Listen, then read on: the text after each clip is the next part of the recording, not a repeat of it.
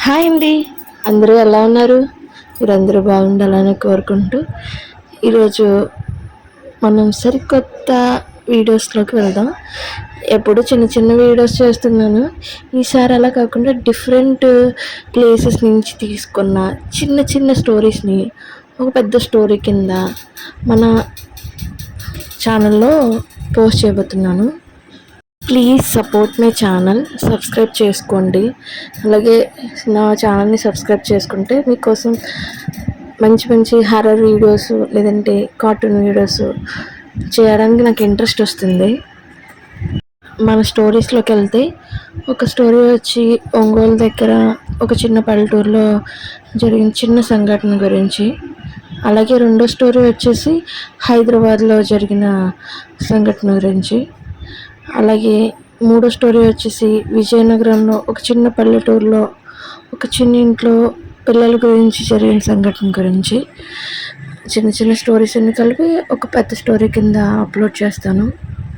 ఇక నుంచి long videos అన్నీ కూడా సండే మాత్రం అప్లోడ్ చేయాలనుకుంటున్నాను. షార్ట్స్ మాత్రం రోజు అప్లోడ్ చేద్దాం, ఎందుకంటే సబ్స్క్రైబర్స్ పెరగట్లేదు కదా. సబ్స్క్రైబర్స్ పెరగడం కూడా ఇంపార్టెంటే కదా. అందుకని ఎవరైతే ఈ వీడియోని సబ్స్క్రైబ్ చేయకుండా చూస్తున్నారో ప్లీజ్ వాళ్ళందరూ నా ఛానల్ని సబ్స్క్రైబ్ చేయండి. మీకోసం మంచి మంచి హర్రర్ వీడియోస్ని తీసుకుని వస్తాను. ఓకేనా? ఇప్పుడు మనం ప్లే అవుతున్న వీడియో గురించి మాట్లాడుకోవాలంటే ఇది ఎప్పుడో చాలా పాత వీడియో, మా అమ్మ వాళ్ళ ఇంట్లో చేసుకున్నాను. అదేంటంటే అటుకుల ఉప్మా అనమాట. ఏదో నాకు వచ్చిన ట్రై చేశాను, బాగానే టేస్ట్ ఉంది. మీరు కూడా ట్రై చేయాలనుకుంటే కామెంట్ చేయండి. రెసిపీ ఎలా చేయాలన్నది నేను చెప్తాను. వీడియోలో చూడడం కన్నా చెప్తే ఇంకా బాగుంటుందేమో కదా. 4 days నుంచి అయితే మా ఏరియాలో ఫుల్గా వర్షం పడుతూనే ఉంటుంది.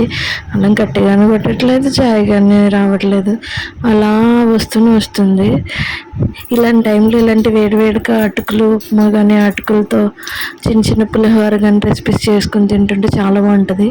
మన పిల్లలు తినడానికి కూడా ఇది మంచి హెల్తీ రెసిపీ కదా. మీరు కూడా మీ పిల్లలకి ట్రై చేసి పెట్టండి, చాలా ఇష్టంగా తింటారు. మా అమ్మ అయితే చాలా ఇష్టంగా తింటుంది.